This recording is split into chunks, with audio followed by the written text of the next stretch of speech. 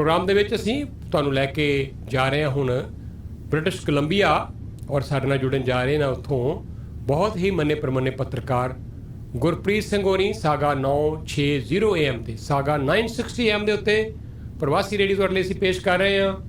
ਤੋ ਜੋ ਸਿਚੁਏਸ਼ਨ ਇਸ ਵੇਲੇ ਬਣੀ ਹੋਈ ਹੈ ਭਾਰਤ ਔਰ ਕੈਨੇਡਾ ਦੇ ਸੰਬੰਧਾਂ ਨੂੰ ਲੈ ਕੇ ਉਹਦੇ 'ਚ ਤੁਸੀਂ ਲਗਾਤਾਰ ਦੇਖ ਰਹੇ ਹੋ ਹਰ ਇੱਕ ਮੀਡੀਆ ਉਸ ਨੂੰ ਕਵਰ ਕਰਨ ਦੀ ਕੋਸ਼ਿਸ਼ ਕਰ ਰਿਹਾ। ਮੈਨੂੰ ਵੀ ਭਾਰਤੀ ਮੀਡੀਆ ਨੇ ਕੈਨੇਡਾ ਦੇ ਇੱਥੋਂ ਦੇ ਸਾਡੇ ਮੇਨ ਸਟ੍ਰੀਮ ਮੀਡੀਆ ਨੇ ਕਾਫੀ ਜਗ੍ਹਾ ਦੇ ਉੱਤੇ ਇੰਟਰਵਿਊ ਕੀਤੀ ਹੈ।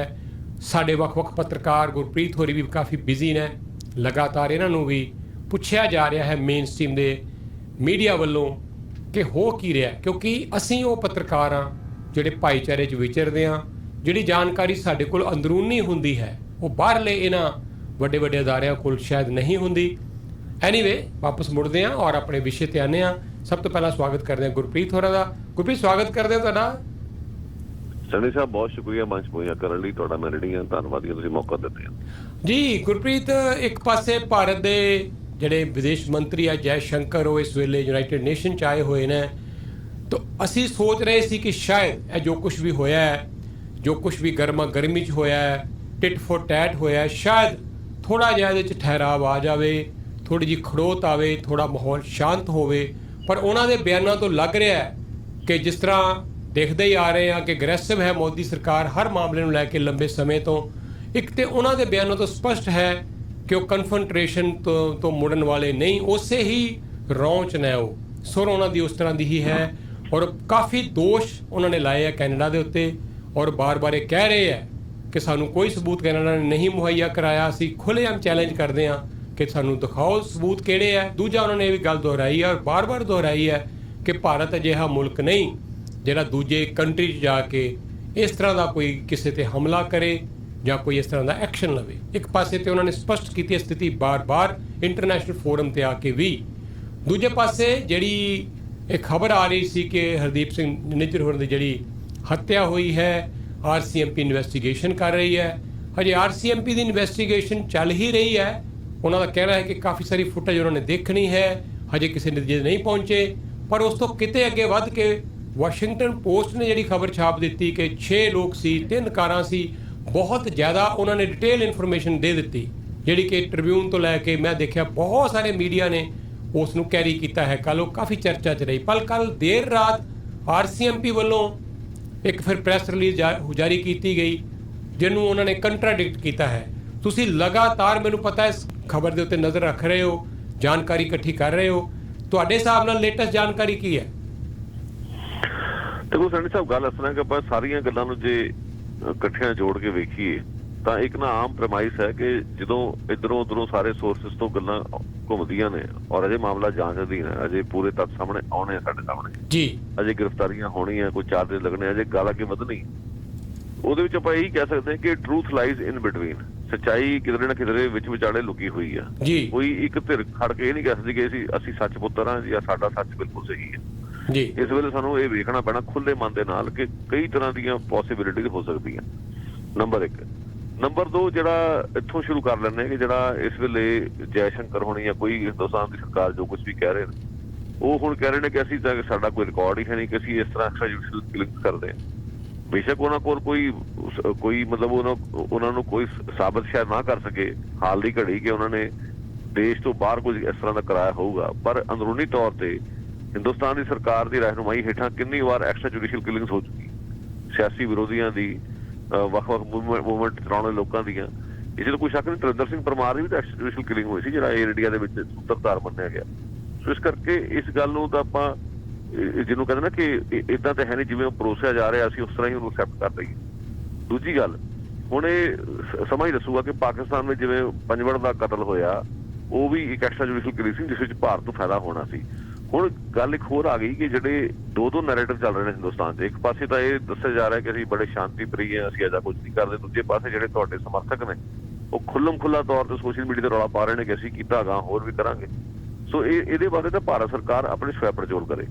ਅਗਲੀ ਗੱਲ ਆ ਗਈ ਕੈਨੇਡਾ ਦੀ ਪੁਲਿਸ ਦੀ ਨਿਰਪੱਖਤਾ ਜਾਂ ਇਮਾਨਦਾਰੀ ਦੀ। ਇਸ ਦੇ ਉੱਤੇ ਵੀ ਸ਼ੰਕਾਵਾਂ ਤਾਂ ਉੱਠ ਰਹੀਆਂ ਕਿਉਂਕਿ ਸਾਡੇ ਕੋਲ ਲੰਮਾ ਚੌੜਾ ਇਤਿਹਾਸ ਰਿਹਾ। ਏਅਰ ਇੰਡੀਆ ਕਾਂਡ ਤੋਂ ਪਹਿਲਾਂ ਤਿਆਰੀਆਂ ਹੋ ਰਹੀਆਂ ਸੀਗੀਆਂ। ਏਅਰ ਇੰਡੀਆ ਕਾਂਡ ਟਲ ਸਕਦਾ ਸੀ ਜਿਸ ਨੂੰ ਟਾਲਣ ਵਿੱਚ ਕੈਨੇਡਾ ਦੀ ਪੁਲਿਸ ਫੇਲ ਹੋਈ ਹੈ ਔਰ ਇਨਵੈਸਟੀਗੇਸ਼ਨ ਇੰਨੀ ਨਿਕੰਮੀ ਸੀ ਕਿ ਸਿਰਫ ਇੱਕ ਵਿਅਕਤੀ ਹੀ ਦੋਸ਼ੀ ਪਾਇਆ ਗਿਆ, ਜਦੋਂ ਕਿ 331 ਮਨੁੱਖੀ ਜਾਨਾਂ ਗਈਆਂ। ਸੋ ਜੇ ਪੁਲਿਸ ਨੇ ਮਤਲਬ ਉਸ ਵੇਲੇ ਅਜਿਹਾ ਕੀਤਾ ਔਰ ਤਾਰਾ ਸਿੰਘ ਹੇਰ ਵਰਗੇ ਇੱਕ ਸੀਨੀਅਰ ਪੱਤਰਕਾਰ ਦੇ ਕਤਲ ਦੀ ਗੁੱਥੀ ਨਹੀਂ ਸੁਲਝਾ ਸਕੀ ਤਾਂ ਸ਼ੰਕਾਵਾਂ ਉੱਠਣੀਆਂ ਸੁਭਾਵਕ ਨੇ। ਸਕੈਪਟਿਜ਼ਮ ਹੋਣਾ ਵੀ ਚਾਹੀਦਾ, ਸ਼ੰਕਾਵਾਂ ਹੋਣੀਆਂ ਵੀ ਚਾਹੀਦੀਆਂ, ਠੀਕ ਹੈ। ਸੋ ਇਹ ਸਾਰੀਆਂ ਗੱਲਾਂ ਜਿਹੜੀਆਂ ਸਾਨੂੰ ਧਿਆਨ 'ਚ ਰੱਖਣੀਆਂ ਚਾਹੀਦੀਆਂ। ਪਰ ਕਾਫੀ ਕੁਝ ਸਾ ਬਦਲ ਵੀ ਗਿਆ। ਏਅਰ ਇੰਡੀਆ ਕਾਂਡ ਵੇਲੇ ਇੱਕ ਰੌਲਾ ਪੈਂਦਾ ਸੀ ਕਿ ਬਹੁਤੇ ਪੰਜਾਬੀ ਨਹੀਂ ਸੀ ਹੁੰਦੇ ਸੀਰੀਅਸ ਦੇ ਵਿੱਚ ਜਾਂ ਪੁਲਿਸ ਦੇ ਵਿੱਚ, ਜਿਸ ਕਾਰਨ ਜਿਹੜੇ ਕੋਡਡ ਜਿਹੜੇ ਮੈਸੇਜਸ ਐਕਸਚੇਂਜ ਹੋਏ ਸ਼ੱਕੀ ਲੋਕਾਂ ਦੇ ਵਿਚਾਲੇ ਉਹ ਡਿਸਾਈਫਰ ਨਹੀਂ ਕੀਤੇ ਜਾ ਸਕੇ। ਮਿਸਾਲ ਦੇ ਤੌਰ ਤੇ ਕਿਸ ਨੂੰ ਗੱਡੀ ਚਾੜਨਾ, ਮਿਠਾਈ ਭੇਜਣਾ, ਇਹਨਾਂ ਗੱਲਾਂ ਨੂੰ ਡਿਸਾਈਫਰ ਕਰਨ ਵਾਲੇ ਲੋਕ ਹੈ ਨਹੀਂ ਸੀ, ਨਾ ਕੰਟੈਕਸਟ ਸਮਝਣ ਵਾਲੇ ਸੀਗੇ। ਅੱਜ ਸਥਿਤੀ ਬਦਲ ਚੁੱਕੀ ਹੈ। ਅੱਜ ਅਨੇਕਾਂ ਪੰਜਾਬੀ ਡੈਸਕ ਤੇ ਬੈਠੇ ਨੇ ਜਿਹੜੇ ਇਹਨਾਂ ਗੱਲਾਂ ਨੂੰ ਡਿਸਾਈਫਰ ਕਰ ਸਕਦੇ ਨੇ। ਜ਼ਾਹਿਰਾ ਤੌਰ ਤੇ ਇਸ ਮਾਮਲੇ 'ਚ ਕੁਝ ਇਹੋ ਜਿਹੀ ਐਕਸਚੇਂਜ ਹੋਈ ਹੈ ਜਿਸ ਦੇ ਬੇਸ ਦੇ ਉੱਤੇ ਪ੍ਰਧਾਨ ਮੰਤਰੀ ਜਸਟਿਨ ਟਰੂਡੋ ਨੂੰ ਇਹ ਗੱਲ ਕਹਿਣੀ ਪਈ ਔਰ ਜਗਮੀਤ ਸਿੰਘ ਨੂੰ ਵੀ ਕਹਿਣਾ ਪੈ ਰਿਹਾ ਕਿ ਮੈਨੂੰ ਵੀ ਬਰੀਫਿੰਗ ਦੌਰਾਨ ਇਹ ਸਾਰਾ ਕੁਝ ਦੱਸਿਆ ਗਿਆ। ਹੁਣ ਅੱਜ ਇਹ ਵਾਸ਼ਿੰਗਟਨ ਪੋਸਟ ਅਖਬਾਰ ਦੀ ਰਿਪੋਰਟ ਤੇ ਇਸ ਰਿਪੋਰਟ ਦੇ ਨਾਲ ਕੁਝ ਨਾ ਕੁਝ ਗੱਲ ਤਾਂ ਸਾਹਮਣੇ ਆਈ ਹੈ, ਕੁਝ ਨਾ ਕੁਝ ਗੱਲਾਂ ਸੱਚਾਈ ਨਾਲ ਮੇਲ ਖਾਂਦੀਆਂ, ਪਰ ਕੁਝ ਗੱਲਾਂ ਨੇ ਭੰਬਲ ਭੂਸਾ ਵੀ ਖੜਾ ਕਰ ਦਿੱਤਾ ਬਹੁਤ ਵੱਡਾ ਜੀ। ਹੁਣ ਮਿਸਾਲ ਦੇ ਤੌਰ ਤੇ ਜਿਹੜੇ ਸਰੀ ਟਾਟਾ ਗੁਰੂ ਘਰ ਦੇ ਜਿਹੜੇ ਪ੍ਰਬੰਧਕ ਨੇ ਉਹਨਾਂ ਦੇ ਨਾਲ ਜਿਹੜੀ ਮੇਰੀ ਹਰਦੀਪ ਸਿੰਘ ਦੇ ਕਤਲ ਤੋਂ ਬਾਅਦ ਜਿਹੜੀ ਗੱਲਬਾਤ ਹੋਈ ਹੈ, ਉਸ ਵਿੱਚ ਜੋ ਗੱਲਾਂ ਉਹਨਾਂ ਨੇ ਦੱਸੀਆਂ, ਕੁਝ ਗੱਲਾਂ ਇਸ ਰਿਪੋਰਟ ਜਿਹੜੀ ਲਿਖੀਆਂ ਗਈਆਂ ਉਸ ਨਾਲ ਮੇਲ ਖਾਂਦੀਆਂ ਨੇ। ਮਿਸਾਲ ਦੇ ਤੌਰ ਤੇ ਜਿਹੜੀ ਗੱਡੀ ਨੇ ਆ ਕੇ ਹਰਦੀਪ ਸਿੰਘ ਨਿੱਜਰ ਦਾ ਰਾਹ ਰੋਕਿਆ, ਜਿਸ ਤੋਂ ਪਿੱਛੋਂ ਹਮਲਾਵਰਾਂ ਨੇ ਆ ਕੇ ਉਹਨਾਂ ਤੇ ਹੱਲਾ ਬੋਲ ਦਿੱਤਾ, ਉਹ ਗੱਲ ਮੇਲ ਖਾਂਦੀ ਹੈ। ਪਰ ਜਿੱਥੇ ਰਹੀ ਵੀਡੀਓ ਦੀ ਗੱਲ, ਵੀਡੀਓ ਬਾਰੇ ਤਾਂ ਗੁਰਦੁਆਰੇ ਵਾਲੇ ਸਾਹਿਬ ਕਹਿ ਰਹੇ ਨੇ ਕਿ ਜੇ ਵੀਡੀਓ ਹੈ ਤਾਂ ਆਈਹੈਡ ਦੇ ਕੋਲ, ਆਈਹੈਡ ਅਜੇ ਜਾਂਚ ਕਰ ਰਹੀ ਹੈ। ਜਦੋਂ ਤੱਕ ਜਾਂਚ ਮੁਕੰਮਲ ਨਹੀਂ ਹੁੰਦੀ ਉਹ ਕਦੇ ਵੀ ਉਹ ਐਵੀਡੈਂਸ ਬਾਹਰ ਨਹੀਂ ਕੱਢਣਗੇ ਜਿਹੜਾ ਕਿ ਇਨਵੈਸਟੀਗੇਸ਼ਨ ਵਿੱਚ ਵਿਘਨ ਪਾਵੇ। ਸੋ ਵਾਸ਼ਿੰਗਟਨ ਪੋਸਟ ਦੇ ਸਵਾਲ ਉੱਠ ਰਹੇ ਨੇ ਰਿਪੋਰਟਰਾਂ ਦੇ ਕਿ ਤੁਸੀਂ ਉਹ ਵੀਡੀਓ ਕਿੱਥੋਂ ਪ੍ਰਾਪਤ ਕੀਤਾ, ਜਾਂ ਤੁਹਾਡੇ ਕੋਲ ਜੇ ਵੀਡੀਓ ਹੈ ਤਾਂ ਉਸ ਨੂੰ ਆਪਣੇ ਵੈਬਸਾਈਟ ਤੇ ਚਾੜੋ। ਉਹ ਵੀਡੀਓ ਨੂੰ ਲੈ ਕੇ ਬੁਝਾਰਤ ਬਣੀ ਹੋਈ ਹੈ। ਫਿਰ ਜਿਹੜਾ ਉਹ ਇਹ ਕਹਿ ਰਹੇ ਨੇ ਕਿ ਪੁਲਿਸ ਉੱਥੇ ਲੇਟ ਪਹੁੰਚੀ ਹੈ, ਜਿਹੜੇ ਗੁਰਦੁਆਰੇ ਦੇ ਪ੍ਰਬੰਧਕ ਕਹਿ ਰਹੇ ਨੇ ਕਿ ਨਹੀਂ ਪੁਲਿਸ ਉੱਥੇ ਆ ਗਈ ਸੀ ਟਾਈਮ ਸਿਰ, ਪੁਲਿਸ ਵੀ ਇਹੀ ਕਹਿ ਰਹੀ ਸੀ ਟਾਈਮ ਸਿਰ ਪਹੁੰਚ ਗਏ ਸੀਗੇ, ਸਾਡਾ ਰਾਬਤਾ ਬਣਿਆ ਹੋਇਆ। ਇੱਕ ਸੱਚਾਈ ਹੋਰ ਜਿਹੜੀ ਧਿਆਨ ਮੰਗਦੀ ਹੋਏ ਕਿ ਜਿਹੜੇ ਰਾਤ ਉਹ ਸ਼ੱਕੀ ਵਿਅਕਤੀ ਨੱਠੇ ਆ, ਉੱਥੇ ਜਿਹੜੇ ਘਰ ਨੇ ਉੱਥੇ ਕੈਮਰੇ ਲੱਗੇ ਹੋਏ ਕਈ ਘਰਾਂ ਦੇ ਬਾਹਰ, ਉਹਨਾਂ ਲੋਕਾਂ ਕੋਲ ਪੁਲਿਸ ਨਹੀਂ ਪਹੁੰਚੀ। ਇਹ ਸੱਚਾਈ ਹੈ ਜਿਸ ਤੋਂ ਆਪਾਂ ਇਨਕਾਰੀ ਨਹੀਂ ਹੋ ਸਕਦੇ। ਸੋ ਉਸ ਰਿਪੋਰਟ ਵਿੱਚ ਜੋ ਕੁਝ ਲਿਖਿਆ ਗਿਆ ਉਸ ਤੋਂ ਬਿਲਕੁਲ ਇਨ ਬਿਨ ਐਕਸੈਪਟ ਕਰਨ ਨਾਲੋਂ ਉਸ ਵਿੱਚ ਜੋ ਮੰਨਣਯੋਗ ਹੈ ਉਸ ਤੇ ਤਾਂ ਇਤਰਾਜ਼ ਨਹੀਂ ਹੋਣੇ ਚਾਹੀਦੇ, ਪਰ ਜਿਹੜੀਆਂ ਗੱਲਾਂ ਨਹੀਂ ਮੰਨਣਯੋਗ ਉਸ ਤੇ ਇਤਰਾਜ਼ ਉੱਠਣੇ ਚਾਹੀਦੇ ਵੀ ਨੇ, ਕਿਉਂਕਿ ਇਸ ਦੇ ਨਾਲ ਇਨਵੈਸਟੀਗੇਸ਼ਨ ਵੀ ਜਿਓਪਾਰਟਾਈਜ਼ ਹੁੰਦੀ ਹੈ ਔਰ ਕਿਧਰੇ ਨਾ ਕਿਧਰੇ ਜਿਹੜਾ ਕੇਰਲਾ ਸਰਕਾਰ ਨੇ ਹੁਣ ਤੱਕ ਦਾਅਵੇ ਕੀਤੇ ਉਸ ਤੇ ਵੀ ਸਵਾਲ ਲੱਗਣੇ ਸ਼ੁਰੂ ਹੋ ਜਾਂਦੇ। ਤਾਂ ਕਰਕੇ ਮੈਂ ਕਹੂੰਗਾ ਕਿ ਸੱਚਾਈ ਕਿਧਰੇ ਨਾ ਕਿਧਰੇ ਵਿੱਚ ਵਿਚਾਲੇ ਆ ਸਾਰੀ ਗੱਲਬਾਤ ਦੇ ਸਾਰੇ ਵਾਰਤਾਲਾਪ ਨੇ। ਗੁਰਪ੍ਰੀਤ, ਤੁਸੀਂ ਆਪ ਹੀ ਜਿਸ ਤਰ੍ਹਾਂ ਕਿਹਾ ਹੈ ਕਿ ਏਅਰ ਇੰਡੀਆ ਐਡਾ ਵੱਡਾ ਦੁਨੀਆ ਦੇ ਇਤਿਹਾਸ 'ਚ ਹਾਦਸਾ ਹੋਇਆ ਔਰ ਕੈਨੇਡਾ ਦਾ ਸਭ ਤੋਂ ਖਰਚੀਲਾ, ਅੱਜ ਤੱਕ ਅਗਰ ਦੇਖੀਏ ਤਾਂ ਸਭ ਤੋਂ ਖਰਚੀਲਾ ਮੁਕੱਦਮਾ ਸੀ, ਜਿੱਥੇ 100 ਮਿਲੀਅਨ ਤੋਂ ਵੱਧ ਖਰਚੇ ਹੋਏ ਸਰਕਾਰ ਦੇ ਟੈਕਸ ਪੇਅਰ ਦੀ ਮਨੀ ਦੇ। ਪਰ ਇੰਨੇ ਸਾਲ ਮੁਕੱਦਮਾ ਚੱਲਿਆ, ਹਜ਼ਾਰਾਂ ਲੋਕ ਗਵਾਹ ਸੀ, ਟਨਾਂ ਦੇ ਟਨ ਉਹ ਡਾਕੂਮੈਂਟ ਇਕੱਠੇ ਕੀਤੇ ਗਏ, ਰਿਕਾਰਡ ਇਕੱਠਾ ਕੀਤਾ ਗਿਆ, ਪਰ ਨਿਕਲਿਆ ਕੀ? ਕੁਝ ਨਹੀਂ ਨਿਕਲਿਆ ਉਹਦੇ ਵਿੱਚੋਂ। ਸੀਸਸ ਦਾ ਕਹਿਣਾ ਹੈ ਕਿ ਉਹ ਸਾਰੀਆਂ ਟੇਪਾਂ ਸਾਫ਼ ਹੋ ਗਈਆਂ। ਹੁਣ ਤੁਸੀਂ ਲੇਟੈਸਟ ਗੱਲ ਕਰ ਰਹੇ ਰਿਪੂਦੇਵਨ ਮਲਕ ਦੀ, ਉਹਨਾਂ ਦਾ ਵੀ ਕਤਲ ਹੋਇਆ ਇਸੇ ਤਰ੍ਹਾਂ ਹੀ, ਉਹ ਬੰਦੇ ਵੀ ਫੜੇ ਗਏ ਆ, ਪਰ ਜੇ ਦੇਖਿਆ ਜਾਵੇ ਤੇ ਗੁੱਥੀ ਉਹਦੀ ਵੀ ਨਹੀਂ ਅਜੇ ਤੱਕ ਸੁਲਝੀ ਕਿ ਕੌਣ ਬੰਦੇ ਆ, ਕਿਉਂ ਆਏ, ਕਿਸ ਉਹਦੇ ਨਾਲ ਉਦੇਸ਼ ਨਾਲ ਆਏ। ਸੋ ਇਹ ਜਿਹੜਾ ਮਾਮਲਾ ਹੈ ਹਰਦੀਪ ਸਿੰਘ ਨਿੱਜਰ ਹੋਣ ਵਾਲਾ, ਕੀ ਕਦੀ ਇਹ ਸੱਚਾਈ ਸਾਹਮਣੇ ਆਏਗੀ ਵੀ ਕਿ ਨਹੀਂ? ਜਾਂ ਜਿਸ ਤਰ੍ਹਾਂ ਦਾਅਵਾ ਕੀਤਾ ਹੈ ਪ੍ਰਾਈਮ ਮਿਨਿਸਟਰ ਨੇ ਹਾਊਸ ਦੇ ਵਿੱਚ ਖੜੇ ਹੋ ਕੇ ਕਹਿਣਾ, ਇਹ ਵੀ ਆਪਣੇ ਆਪ 'ਚ ਇੱਕ ਨਵੇਕਲੀ ਗੱਲ ਸੀ, ਅਨਪ੍ਰੈਸੀਡੈਂਟਡ ਸੀ, ਪਰ ਕੀ ਬਾਰ-ਬਾਰ ਇਹ ਮੰਗ ਕੀਤੀ ਜਾ ਰਹੀ ਭਾਰਤ ਵੱਲੋਂ ਕਿ ਸਬੂਤ ਦਿਓ, ਜਾਂ ਲੋਕਲ ਜਿਹੜਾ ਆਪਣਾ ਕਨਫਲਿਕਟ ਸ਼ੁਰੂ ਹੋ ਗਿਆ ਹੈ RCMP ਦਾ ਔਰ ਅਮਰੀਕਨ ਜਿਹੜੀਆਂ ਏਜੰਸੀਜ਼ ਇਹ ਗੱਲ ਕਹਿ ਰਹੀਆਂ ਕਿ ਇਹ ਤਾਂ ਕੈਨੇਡਾ ਨੇ ਗੱਲ ਮੰਨੀ ਹੈ ਕਿ ਸਾਨੂੰ ਸਾਡੇ ਜਿਹੜੇ 5 ਆਈਜ਼ ਕੰਟਰੀ 'ਚੋਂ ਕਿਸੇ ਅਲਾਈਜ਼ ਨੇ ਇਹ ਇਨਫੋਰਮੇਸ਼ਨ ਦਿੱਤੀ ਹੈ। ਉਹ ਕੌਣ ਅਲਾਈਜ਼ ਦਾ ਨਾਮ ਨਹੀਂ ਦੱਸਿਆ ਜਾ ਰਿਹਾ, ਪਰ ਨਿਸ਼ਚਿਤ ਹੈ ਅਮਰੀਕਾ ਹੀ ਹੈ ਜਿੱਥੋਂ ਇਹ ਇਨਫੋਰਮੇਸ਼ਨ ਕੈਨੇਡਾ ਨੂੰ ਪਾਸ ਔਨ ਕੀਤੀ ਗਈ ਹੈ। ਸੋ ਇਹ ਜਿਹੜੀ ਬੁਝਾਰਤ ਬਣਦੀ ਜਾ ਰਹੀ ਹੈ ਹਰਦੀਪ ਸਿੰਘ ਨਿੱਜਰ ਹੋਰਾਂ ਦੇ ਕਤਲ ਦੇ ਆਲੇ ਦੁਆਲੇ, ਇਹ ਹੋਰ ਵੀ ਬੜੀ ਮਤਲਬ ਕਨਫਿਊਜ਼ਿੰਗ ਸਿਚੁਏਸ਼ਨ ਹੁੰਦੀ ਜਾ ਰਹੀ ਹੈ, ਕੰਪਲੈਕਸ ਹੁੰਦੀ ਜਾ ਰਹੀ ਹੈ। ਔਰ ਦੇਖੋ ਤੁਸੀਂ ਇੰਟਰਨੈਸ਼ਨਲ ਸਾਰੀ ਪੋਲਿਟਿਕਸ ਹਿੱਲ ਗਈ ਹੈ, ਪੂਰੇ ਸੰਤੁਲਨ ਸੀ ਜਿਹੜਾ ਦੁਨੀਆ ਦੀ ਸਿਆਸਤ ਦਾ, ਉਹ ਇਸ ਇੱਕ ਘਟਨਾ ਨੇ ਹਿਲਾ ਕੇ ਰੱਖ ਦਿੱਤਾ। ਅੱਜ ਦੀ ਡੇਟ ਦੇ ਵਿੱਚ ਕੱਲ ਤੱਕ ਭਾਰਤ ਤੇ ਅਮਰੀਕਾ ਪੱਕੇ ਯਾਰ ਨਜ਼ਰ ਆ ਰਹੇ ਸੀ। ਭਾਰਤ ਜਿਹੜਾ ਹੈ ਉਹ ਯੂਨਾਈਟਿਡ ਨੇਸ਼ਨ ਦੀ ਪਰਮਾਨੈਂਟ ਜਿਹੜੀ ਸੀਟ ਦਾ ਦਾਅਵੇਦਾਰ ਨਜ਼ਰ ਆ ਰਿਹਾ ਸੀ। ਬ੍ਰਿਕਸ, ਪਤਾ ਨਹੀਂ ਕੀ ਕੁਝ ਬਦਲਦਾ ਜਾ ਰਿਹਾ ਹੈ। ਕੰਟਰੀਆਂ ਦੇ ਆਪਸ ਦੇ ਵਿੱਚ ਜਿਹੜੇ ਇੱਕ ਦੂਜੇ ਦੇ ਰਿਲੇਸ਼ਨਸ਼ਿਪ ਹੈ ਉਹਨਾਂ ਤੇ ਬਹੁਤ ਸਾਰਾ ਅਸਰ ਪੈ ਰਿਹਾ ਹੈ। ਸੋ ਵਰਲਡ ਦੀ ਟੋਟਲ ਪੋਲਿਟਿਕਸ ਹਿੱਲ ਗਈ ਹੈ ਇਸ ਇੱਕ ਘਟਨਾ ਤੋਂ ਬਾਅਦ, ਜਿਹਦਾ ਅਜੇ ਤੱਕ ਇਹ ਨਹੀਂ ਪਤਾ ਲੱਗ ਰਿਹਾ ਕਿ ਉਹਦੀ ਅਸਲੀਅਤ ਕੀ ਹੈ। ਸੈਣੀ ਸਾਹਿਬ ਗੱਲ ਸਿਰਫ ਸਿੰਪਲ ਜੀ ਇਹ ਹੈ ਕਿ ਜਦੋਂ ਇੱਕ ਦੇਖੋ ਇੱਕ ਵਿਅਕਤੀ ਦਾ ਕਤਲ ਹੋਇਆ, ਉਸੀ ਛੋਟੀ ਮੋਟੀ ਗੱਲ ਤਾਂ ਹੋਈ ਨਹੀਂ, ਉਸ ਤੋਂ ਪਿੱਛੋਂ ਇੱਕ ਰੌਲਾ ਪੈ ਰਿਹਾ ਸੀ ਵੀ ਇਹ ਵਿਅਕਤੀ ਵਿਸ਼ੇਸ਼ ਇਸ ਗੱਲ ਨੂੰ ਖਦਸ਼ਾ ਪ੍ਰਗਟਾ ਰਿਹਾ ਸੀ ਕਿ ਉਸ ਦਾ ਕਤਲ ਹੋ ਸਕਦਾ, ਔਰ ਭਾਰਤੀ ਏਜੰਸੀਆਂ ਤੋਂ ਉਸ ਨੂੰ ਸ਼ੱਕ ਸੀਗਾ।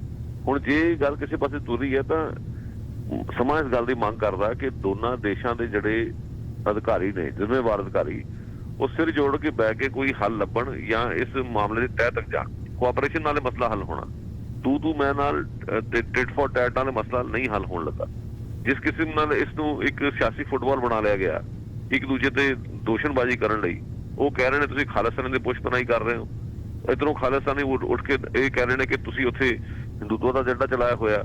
ਪਰ ਇਹਦਾ ਸਾਰਿਆਂ ਨੂੰ ਪਾਸੇ ਰੱਖ ਕੇ ਜਦੋਂ ਅਸੀਂ ਇੱਕ ਸੀਰੀਅਸ ਮਾਮਲੇ ਦੀ ਗੱਲ ਕਰ ਰਹੇ ਹਾਂ, ਉਸ ਦੀ ਇੰਟੈਂਸਿਟੀ ਸਮਝਦੇ ਹੋਏ ਇਨਵੈਸਟੀਗੇਸ਼ਨ ਤਾਂ ਹੀ ਕੰਡੇ ਲੱਗੂਗੀ ਜੇ ਇੱਕ ਦੂਜੇ ਨਾਲ ਕੋਆਪਰੇਟ ਕੀਤਾ ਜਾਊਗਾ।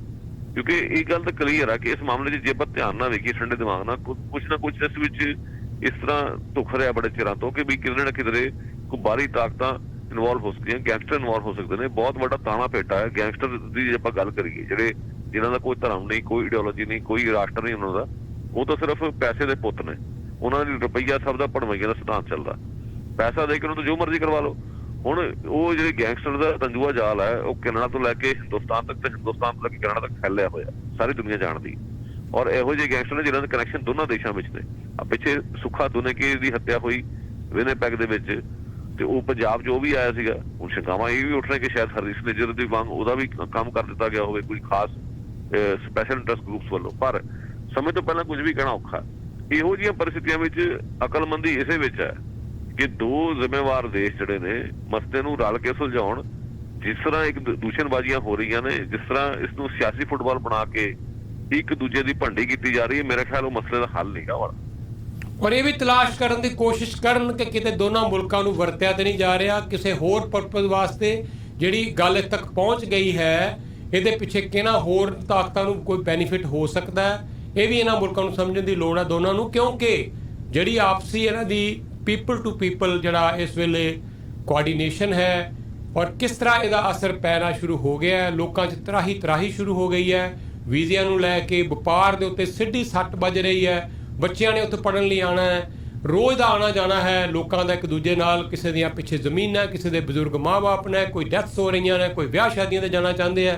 ਤਾਂ ਬਹੁਤ ਸਾਰਾ ਗੂੜਾ ਰਿਸ਼ਤਾ ਹੈ ਦੋਨਾਂ ਮੁਲਕਾਂ 'ਚ। ਖਾਸ ਤੌਰ 'ਤੇ ਅਸੀਂ ਜਿਹੜੇ ਭਾਰਤੀ ਮੂਲ ਦੇ ਲੋਕ ਹਾਂ, ਸਭ ਤੋਂ ਵੱਧ ਇਫੈਕਟ ਜਿਹੜੇ ਉਹ ਆਮ ਲੋਕ ਹੋਣੇ ਸ਼ੁਰੂ ਹੋ ਗਏ ਨੇ। ਹਜੇ ਤਾਂ ਸ਼ੁਰੂਆਤ ਹੈ, ਮਹਿੰਗਾਈ ਚਰਮ ਸੀਮਾ 'ਤੇ ਹੈ। ਭਾਰਤ ਦਾ ਸਮਾਨ ਇੱਥੇ ਨਾ ਆਇਆ ਕੱਲ੍ਹ ਨੂੰ ਤੁਸੀਂ ਦੇਖਿਆ, ਇੱਕ ਦਿਨ ਵਾਸਤੇ 2 ਦਿਨ ਵਾਸਤੇ ਖੱਪ ਪਈ ਸੀ ਕਿ ਚਾਵਲ ਜਿਹੜੇ ਆ ਭਾਰਤ ਵੱਲੋਂ ਬੰਦ ਕੀਤੇ ਜਾ ਰਹੇ ਆ। ਇੱਥੇ ਸਟੋਰਾਂ ਦੇ ਸਟੋਰ ਖਾਲੀ ਹੋ ਗਏ ਸੀ, ਚਾਵਲਾਂ ਦੇ ਚਾਵਲ ਜਿਹੜੇ ਗੋਦਾਮਾਂ ਦੇ ਗੋਦਾਮ ਖਾਲੀ ਕਰ ਦਿੱਤੇ ਗਏ। ਹਜੇ ਤੇ ਇੱਕ ਦਿਨ ਦੀ ਉਹ ਸਿਰਫ ਇੱਕ ਅਫਵਾਹ ਸੀ। ਪਰ ਜਿਸ ਤਰ੍ਹਾਂ ਸਮਾਨ ਆਉਣਾ ਬੰਦ ਹੋ ਗਿਆ, ਰੋਜ਼ਮਰਰਾ ਦੀਆਂ ਚੀਜ਼ਾਂ ਜਿਹੜੀਆਂ ਭਾਰਤ ਤੋਂ ਇੱਥੇ ਆਉਂਦੀਆਂ, ਔਰ ਵੈਸੇ ਵੀ ਕੈਨੇਡਾ ਔਰ ਮੈਂ ਜਿਹੜੇ ਭਾਰਤ ਦੇ ਸੰਬੰਧ, ਅਸੀਂ ਤਾਂ ਫ੍ਰੀ ਟ੍ਰੇਡ ਐਗਰੀਮੈਂਟ ਦੀ ਗੱਲ ਕਰ ਰਹੇ ਸੀ। ਗੁਰਪ੍ਰੀਤ, ਮੇਰੀ ਗੱਲ ਸਾਡੇ ਕੁਝ ਦਿਨ ਪਹਿਲਾਂ, ਹਫ਼ਤੇ ਪਹਿਲਾਂ ਸਾਰੇ G20 ਤੋਂ ਪਹਿਲਾਂ ਮੈਰੀਇੰਗ ਨਾਲ ਹੋਈ ਹੈ। ਸਾਡੇ ਮਿਨਿਸਟਰ ਆਫ ਟ੍ਰੇਡ ਜਿਹੜੇ ਹੈ ਇੰਟਰਨੈਸ਼ਨਲ ਟ੍ਰੇਡ, ਉਹ ਕਹਿ ਰਹੇ ਸੀ ਕਿ ਅਸੀਂ ਤਾਂ ਸਾਈਨ ਕਰਨ ਲੱਗੇ ਹਾਂ ਫ੍ਰੀ ਟ੍ਰੇਡ ਐਗਰੀਮੈਂਟ। ਤਾਂ ਫ੍ਰੀ ਟ੍ਰੇਡ ਐਗਰੀਮੈਂਟ ਸਾਈਨ ਹੁੰਦਾ ਅੱਜ ਸਥਿਤੀ ਇਹ ਹੈ ਕਿ ਇੱਕ ਦੂਜੇ ਦਾ ਸ਼ਕਲ ਦੇਖਣ ਨੂੰ ਤਿਆਰ ਨਹੀਂ ਦੋਨੋਂ ਮੁਲਕ, ਔਰ ਇਹ ਹੋਰ ਕੜਵਾਹਟ ਵੱਧ ਰਹੀ ਹੈ ਜੇ ਘਟ ਨਹੀਂ ਰਹੀ। ਤਾਂ ਆਓ ਇਹੀ ਇਸ ਵੇਲੇ ਸਾਰੇ ਰਲ ਮਿਲ ਕੇ ਇਹੀ ਐਫਰਟਸ ਕਰੀਏ, ਚਾਹੇ ਆਮ ਲੋਕ ਹੋਣ, ਚਾਹੇ ਮੀਡੀਆ ਹੋਵੇ, ਚਾਹੇ ਪੋਲੀਟੀਸ਼ੀਅਨ ਹੋਣ, ਕਿ ਇਹ ਜਿਹੜੀ ਅੱਗ ਵੱਧਦੀ ਜਾ ਰਹੀ ਹੈ, ਇਹ ਧੁਖਦਿਆਂ ਪਹਿਲਾਂ ਅੱਗ ਦਾ ਰੂਪ ਲਿਆ, ਇਹ ਹੁਣ ਬਹੁਤ ਵੱਡਾ ਭਾਂਬੜ ਨਾ ਕਿਤੇ ਬਣ ਜਾਏ। ਇਸ ਤੋਂ ਬਚਣ ਦੀ ਲੋੜ ਹੈ ਸਾਨੂੰ, ਔਰ ਸੰਯਮ ਵੀ ਰੱਖਣ ਦੀ ਲੋੜ ਹੈ। ਗੁਰਪ੍ਰੀਤ, ਲਾਸਟ ਕੁਝ ਕਹਿਣਾ ਚਾਹੁੰਦੇ ਹੋ? ਮੈਂ ਇੰਨਾ ਹੀ ਕਹਿਣਾ ਚਾਹੂੰਗਾ ਸੈਣੀ ਸਾਹਿਬ ਕਿ ਇੱਕ ਤਾਂ ਦੇਖੋ ਗੱਲ ਇਸ ਤਰ੍ਹਾਂ ਕਿ ਜੋ ਹਾਲਾਤ ਬਣ ਰਹੇ ਨੇ ਇਸ ਵਿੱਚ ਜਿੰਨਾ ਵੱਧ ਤੋਂ ਵੱਧ ਫਾਇਦਾ ਇੰਡੀਆ ਦੀ ਬੀਜੇਪੀ ਗਵਰਨਮੈਂਟ ਨੂੰ ਹੋਣਾ, ਉਹਨਾਂ ਦੇ ਟਰੂਡੋ ਨੂੰ ਵੀ ਨਹੀਂ ਹੋਣਾ ਜਿੰਨਾ ਰੌਲਾ ਪਾਇਆ ਜਾ ਰਿਹਾ। ਕਿਉਂਕਿ ਅਗਲੇ ਸਾਲ ਜਿਹੜੀ ਚੋਣ ਹੈ ਬੜੀ ਇੰਪੋਰਟੈਂਟ ਚੋਣ ਹੈ। ਉਹ ਚੋਣ ਜਿੱਤਣ ਲਈ ਜਿਵੇਂ ਹੁਣ ਤੱਕ ਇਸ ਸਰਕਾਰ ਦਾ ਟਰੈਕ ਰਿਕਾਰਡ ਰਿਹਾ ਕਿ ਕਦੇ ਮੁਸਲਮਾਨਾਂ ਨੂੰ ਦੁਸ਼ਮਣ ਬਣਾ ਲਓ, ਕਦੇ ਕਿਸੇ ਨੂੰ, ਔਰ ਲੱਗਦਾ ਕਿ ਪੰਜਾਬ ਦੀ ਹੁਣ ਘੇਰਾਬੰਦੀ ਕਰਨ ਦਾ ਇੱਕ ਢਕਵੰਜ ਰਚਿਆ ਜਾ ਰਿਹਾ। ਖਾਲਿਸਤਾਨ ਦੀ ਲੌਬੀ ਨੂੰ ਇੰਨੀ ਹਵਾ ਦੇ ਦਿੱਤੀ ਗਈ, ਇੰਨੇ ਹੀਰੋ ਬਣਾ ਦਿੱਤੇ ਗਏ ਉਹ ਜਿਹੜੇ ਕੱਲ ਤੱਕ ਫੇਲ ਲੋਕ ਸੀਗੇ, ਪੰਨੂ ਵਰਗੇ, ਜਿਨ੍ਹਾਂ ਨੂੰ ਕੋਈ ਪੁੱਛਣ ਵਾਲਾ ਨਹੀਂ ਸੀਗਾ, ਅੱਜ ਉਹਨਾਂ ਦੀ ਚਰਚਾ ਸਾਰੇ ਪਾਸੇ ਹੋ ਰਹੀ ਹੈ।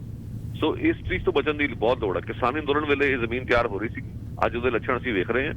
ਔਰ ਇਸ 'ਚ ਕੋਈ ਸ਼ੱਕ ਨਹੀਂ ਕਿ ਤੁਸੀਂ ਦੇਖੋ ਕਿ ਜਿਵੇਂ ਹੁਣ ਵੀਜ਼ੇ ਦੇ ਉੱਤੇ ਰੋਕ ਲਾਈ ਗਈ, ਉਸ ਦਾ ਸਭ ਤੋਂ ਵੱਧ ਖਮਿਆਜਾ ਇਹਨਾਂ ਪੰਜਾਬੀਆਂ ਨੂੰ ਹੋਣਾ ਜਿਨ੍ਹਾਂ ਨੇ ਇਹਨਾਂ ਦਿਨਾਂ 'ਚ ਉੱਥੇ ਹਿੰਦੁਸਤਾਨ ਜਾਣਾ ਸੀ। ਔਰ ਇਹ ਵੀ ਚਰਚਾ ਹੋ ਰਹੀ ਹੈ ਕਿ ਜੀ OCI ਵਿਡਰਾਅ ਕੀਤੇ ਜਾਣ ਖਾਲਿਸਤਾਨੀਆਂ ਦੇ। ਸਵਾਲ ਤੇ ਇਹ ਵੀ ਬਣਦਾ ਕਿ ਜੇ OCI ਖਾਲਿਸਤਾਨ ਨੂੰ ਇਸ਼ੂ ਕਿਵੇਂ ਹੋ ਗਏ, ਇਹ ਆਪਣੇ ਆਪ 'ਚ ਬੜੀ ਹਾਸੋਹੀਣੀ ਸਥਿਤੀ ਹੈ। ਤੇ ਜਾਂ ਉਹ ਖਾਲਿਸਤਾਨੀ ਰਾਤੋਂ ਰਾਤ ਬਣ ਗਏ ਨੇ OCI ਲੈਣ ਤੋਂ ਬਾਅਦ। ਸੋ ਇਹ ਜਿਹੜਾ ਇੱਕ ਨਾ ਪੂਰਾ ਨੈਰੇਟਿਵ ਚੱਲ ਰਿਹਾ ਹਿੰਦੁਸਤਾਨ ਤੋਂ ਓਰੀਜਨੇਟ ਹੋ ਰਿਹਾ, ਇਹ ਦੱਸ ਰਿਹਾ ਕਿ ਅਗਲੇ ਸਾਲ ਚੋਣਾਂ ਜਿੱਤਣ ਵਾਸਤੇ ਇੱਕ ਮੋਦੀ ਕੋਲ ਹੁਣ ਇੱਕ ਨਵਾਂ ਇੱਕ ਦੁਸ਼ਮਣ ਇੱਕ ਉਹਨਾਂ ਵੱਲੋਂ ਖੜਾ ਕੀਤਾ ਜਾ ਰਿਹਾ ਸਰਕਾਰ ਵੱਲੋਂ, ਜਿਸ ਦਾ ਟਰੈਕ ਰਿਕਾਰਡ ਇਹੋ ਜਿਹਾ ਰਿਹਾ। ਇਸ ਦੇ ਵੱਲ ਲੋਕਾਂ ਨੂੰ ਧਿਆਨ ਦੇਣ ਦੀ ਬਹੁਤ ਲੋੜ ਆ। ਮਿਹਰਬਾਨੀ ਗੁਰਪ੍ਰੀਤ, ਸ਼ੁਕਰੀਆ। ਲੇਕਿਨ ਦੂਜੇ ਪਾਸੇ ਵੀ ਦੇਖਣਾ ਹੋਏਗਾ ਕਿ ਜਿਹੜੀ G20 ਤੋਂ ਬਾਅਦ ਭਾਰਤ ਦੀ ਦਿੱਖ ਬਣ ਗਈ ਸੀ ਵਿਸ਼ਵ ਗੁਰੂ ਦੀ, ਵਰਲਡ ਲੀਡਰ ਦੀ, ਉਹਦੇ ਉੱਤੇ ਵੀ ਬੜਾ ਵੱਡਾ ਇੱਕ ਇਹ ਸਾਰੇ ਐਪੀਸੋਡ ਦੇ ਨਾਲ ਇੱਕ ਪ੍ਰਸ਼ਨ ਚਿੰਨ੍ਹ ਲੱਗ ਗਿਆ ਹੈ। ਭਾਰਤ ਦਾਅਵੇਦਾਰ ਸੀ, ਸਖਤ ਬਟ ਸਟਰੋਂਗ ਦਾਅਵੇਦਾਰ ਸੀ ਯੂਨਾਈਟਿਡ ਨੇਸ਼ਨ ਦੇ ਵਿੱਚ ਪਰਮਾਨੈਂਟ ਸੀਟ ਦਾ, ਲੇਕਿਨ ਇਸ ਵੇਲੇ ਸਿਚੁਏਸ਼ਨ ਕੁਝ ਹੋਰ ਦੀ ਹੋਰ ਹੀ ਹੁੰਦੀ ਜਾ ਰਹੀ ਹੈ। ਜਿਹੜੀਆਂ ਸਫਾਂ ਉਹ ਬਦਲ ਰਹੀਆਂ ਇੰਟਰਨੈਸ਼ਨਲ ਲੈਵਲ ਦੇ ਉੱਤੇ। ਤਾਂ ਇਹ ਵੀ ਕੋਈ ਇਹਨੂੰ ਵੀ ਥੋੜਾ ਬ੍ਰੌਡਰ ਪਰਸਪੈਕਟਿਵ 'ਚ ਅਗਰ ਸਾਰੀ ਗੇਮ ਨੂੰ ਦੇਖਾਂਗੇ ਤਾਂ ਬਹੁਤ ਕੁਝ ਇਹਦੇ ਪਿੱਛੇ ਹੋਰ ਵੀ ਨਜ਼ਰ ਆਏਗਾ। ਗੁਰਪ੍ਰੀਤ, ਬਹੁਤ ਬਹੁਤ ਸ਼ੁਕਰੀਆ, ਧੰਨਵਾਦ। ਔਰ ਕੋਈ ਲੇਟੈਸਟ ਜਾਣਕਾਰੀ ਫਿਰ ਤੁਹਾਡਾ ਸਾਂਝੀ ਕਰਿਓ please. Sure sir Sahib, thank you so much. ਜੁੜੇ ਹੋਏ ਹੋ ਤੁਸੀਂ ਰੇਡੀਓ ਪ੍ਰੋਗਰਾਮ ਪ੍ਰਵਾਸੀ ਦੇ ਨਾਲ। ਤੋਂ ਗੱਲ ਸਿਰਫ ਅਸੀਂ ਹਰਦੀਪ ਸਿੰਘ ਨਿੱਜਰ ਦੇ ਕਤਲ ਦੀ ਨਾ ਦੇਖੀਏ, ਕਿਹੜੀਆਂ ਹੋਰ ਤਾਕਤਾਂ ਜਿਨ੍ਹਾਂ ਨੂੰ ਇਹਦੇ ਵਿੱਚ ਪੈਦਾ ਹੋ ਸਕਦਾ ਹੈ, ਕੀ ਫਾਇਦਾ ਹੋ ਸਕਦਾ ਹੈ, ਇਹ ਆਮ ਬੰਦਾ ਕਈ ਵਾਰੀ ਨਹੀਂ ਸਮਝ ਪਾਉਂਦਾ। ਪਰ ਇਸ ਤੋਂ ਇਹਨੂੰ ਸਮਝਣ ਦੀ ਲੋੜ ਹੈ। ਐਵੇਂ ਸਿੱਧਾ ਹੀ ਕਿਸੇ ਗੱਲ ਦੇ ਉੱਤੇ ਕਨਕਲੂਜਨ ਤੇ ਨਾ ਪਹੁੰਚਿਆ ਕਰੋ, ਇਹ ਮੇਰੀ ਤੁਹਾਨੂੰ ਬੇਨਤੀ ਹੈ। ਥੋੜਾ ਸੰਯਮ ਰੱਖੋ, ਪਿੱਛੇ ਥੋੜਾ ਡੂੰਘਾ ਜਾ ਕੇ ਦੇਖੋ ਤੇ ਤੁਹਾਨੂੰ ਕੁਝ ਹੋਰ ਇਹਦੇ ਪਿੱਛੇ ਨਜ਼ਰ ਆਏਗਾ। ਪਲੀਜ਼ ਇਸ ਗੱਲ ਨੂੰ ਖਿਆਲ 'ਚ ਰੱਖੋ ਔਰ ਤੈਸ਼ 'ਚ ਨਾ ਆਵੋ। ਆਪਸੀ ਜਿਹੜੀ ਸਾਡੀ ਇੱਥੇ ਭਾਈਚਾਰਕ ਸਾਂਝ ਹੈ ਉਹਨੂੰ ਨਾ ਤੋੜੋ, ਔਰ ਜਿਹੜੇ ਲੋਕ ਚਾਹੁੰਦੇ ਆ ਤੋੜਨਾ ਇਸ ਭਾਈਚਾਰਕ ਸਾਂਝ ਨੂੰ, ਉਹਨਾਂ ਨੂੰ ਪਛਾਣੋ। ਇਹ ਵੀ ਮੇਰੀ ਤੁਹਾਨੂੰ ਬੇਨਤੀ ਹੈ।